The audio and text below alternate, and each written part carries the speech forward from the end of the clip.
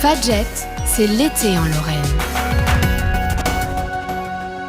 Direction Sonnone pour la découverte d'un musée original qui a ouvert début juin, c'est le musée de la batterie. C'est un lieu unique en France et pour nous en parler, nous avons au téléphone David. Bonjour David. Bonjour Yves, merci de nous accorder cette petite interview. Avec plaisir, parce que en plus l'originalité de ce lieu, musée de la batterie, j'ai dit unique en France, je suis pas sûr qu'il y en ait beaucoup ailleurs dans le monde. Pour l'instant, on n'a pas trouvé d'équivalence, effectivement, dans le monde. Alors on dit pas ça pour se la raconter, comme on dit, mais on a cherché, on a trouvé un établissement à Boston, mais ils font quand même du business avec les instruments, donc ils restaurent des batteries vintage et d'autres instruments. En tout cas, d'endroit qui est vraiment dédié uniquement à la batterie, on n'a pas trouvé d'équivalence nulle part, pour l'instant. Pour l'instant.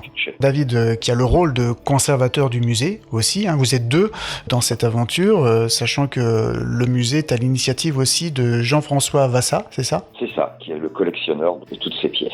Combien de pièces on peut voir au musée ? Il y en a 120 à peu près, à savoir que sur ce musée, il y a un étage qui n'est pas accessible au public avec à peu près le même nombre qui reste à restaurer pour y avoir 300 pièces en tout, mais 120 sont exposées en tout cas actuellement. Donc Jean-François Vassa, qui est le collectionneur, donc qui a recueilli toutes ces batteries au cours de sa vie, je suppose que lui-même est batteur. Il est batteur, tout à fait. Et vous-même ? Je suis batteur aussi. Jean-François a des groupes sur Strasbourg. Moi, je joue entre Metz et Strasbourg, mais je suis basé surtout sur Nancy. Alors, est-ce que vous pouvez nous expliquer un peu l'histoire de ce musée ? Parce que être collectionneur, c'est une chose, mais de là à passer le cap et d'ouvrir un musée, comment c'est venu l'idée ?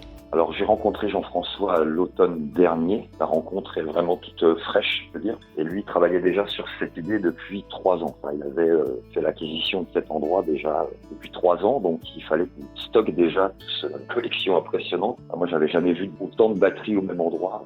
Première fois que j'ai poussé la porte du musée. Et puis il a eu cette idée parce que justement ça n'existait pas et qu'il est vraiment passionné par l'instrument, l'histoire de l'instrument, les techniques mises en œuvre pour concevoir ces instruments. Alors on peut parler justement de cet instrument qu'on peut découvrir vraiment sous toutes ses formes. Et ce musée, il va pas s'adresser forcément que aux batteurs, il va s'adresser à tous les curieux, mais aussi les passionnés de musique. C'est ça. Donc on insiste bien sur le fait que sûrement pas en tout cas un musée réservé aux batteurs, aux musiciens, mais qui est vraiment ouvert à tout le monde et on essaye de faire un petit parcours pédagogique en tout cas, puisque l'exposition va être amenée à évoluer. On va pas faire quelque chose de statique, on va prendre la poussière. Donc voilà. Et cette progression, justement, dans cette visite que vous guidez, de fait, vous la présentez comment ? Elle est plus basée sur l'histoire, sur leur origine géographique, leur époque, leur style ? Pour l'instant, on est parti pour une visite un petit peu chronologique. Donc les débuts de la batterie, c'est telle qu'on la connaît maintenant, c'est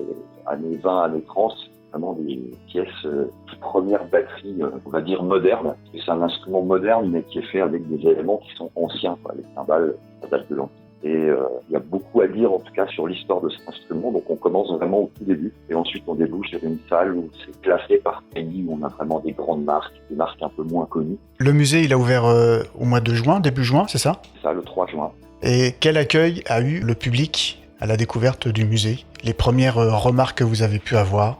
Les premières remarques, c'était déjà waouh, un petit peu comme ce que j'ai fait la première fois que je suis rentré dans l'endroit. Ouais. Et non, il y avait à peu près, je pense, 150 personnes. On a eu l'immense plaisir d'accueillir le duo de Franck Aguillon et Charlie Davo. Il venait juste de sortir un album quelques mois auparavant.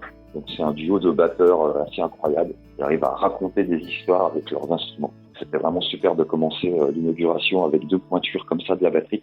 Les retours ont été très très très bons. Le téléphone n'arrête pas de sonner depuis. Donc c'est plutôt engageant tout ça. Et alors faudra peut-être poser la question à Jean-François Vassa, mais qu'est-ce qui lui a donné envie, vous le savez probablement, d'avoir cette collection ? Je pourrais pas répondre à sa place. C'est vraiment un passionné de l'instrument. Donc il arpente Internet. Il a aussi des contacts très sympas. On a par exemple des batteries de Christophe Deschamps qui est un grand batteur français qui accompagne Obispo, les vieilles canailles, Cabrel. On a des pièces qui ont des histoires aussi. C'est pas que des batteries posées comme ça. Il y a des batteries qui ont accompagné des grands artistes, entre autres. Et qui ont aussi des matières plutôt originales aussi dans leur conception. Il existe aujourd'hui des batteries électroniques, mais dans le côté traditionnel, il y a des choses qui peuvent surprendre. Ah oui, il y a des choses qui peuvent surprendre Donc tout à fait, je pense qu'il y a à peu près tous les matériaux utilisés pour concevoir une batterie, parce que c'est pas que du bois. Il y a aussi des dispalites, qu'on appelle des dispalites, c'est des batteries fabriquées en plexiglas. Il y a des batteries en fibre, il y a des batteries en métal, il y a des batteries en inox. Donc il y a vraiment plein de matériaux et plein de façons de faire aussi qu'on peut découvrir au musée. Et pour celles et ceux qui aimeraient s'essayer à la batterie, il y a moyen sur place ? Alors, il y a possibilité sur place. On a une petite salle où on a installé 4 batteries électroniques. On va proposer sur rendez-vous des initiations de 15-20 minutes. Je dis souvent, l'idée, c'est de ressortir en sachant jouer Billie Jean.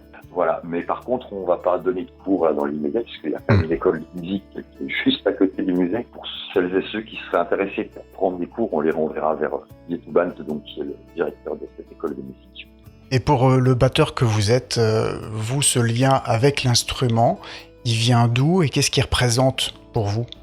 Je ne sais pas, moi, j'ai appris beaucoup de choses en fait depuis l'automne dernier sur justement la batterie, le matériel, des choses auxquelles je m'étais pas forcément intéressé, puisque moi je m'intéresse plus à la musique et à sa pratique en fait. Mais disons que tout l'aspect matériel ne m'avait pas jamais autant intéressé que maintenant en fait.